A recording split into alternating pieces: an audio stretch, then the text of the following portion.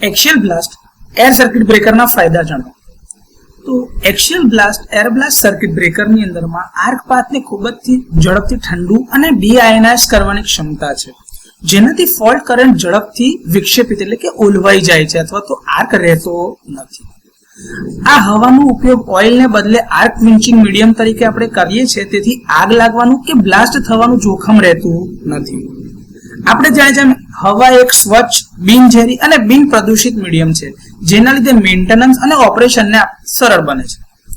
સમાન pressurised air system એટલે કે એક સરખું પ્રેશર આખા સિસ્ટમની અંદરમાં મળે છે, જેનો ઉપયોગ ક્વિન્ચિંગ મીડિયમ તરીકે આપણે કરીએ છીએ।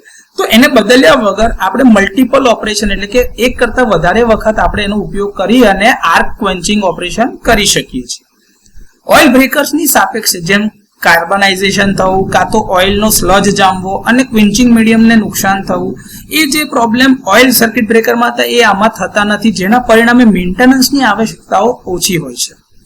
હવે બ્રેકરના જે કોમ્પોનન્ટ છે એના ઉપર ઘસારો થયા વિના વારંવાર ઓપન અને ક્લોઝ ઓપરેશન થઈ શકે છે।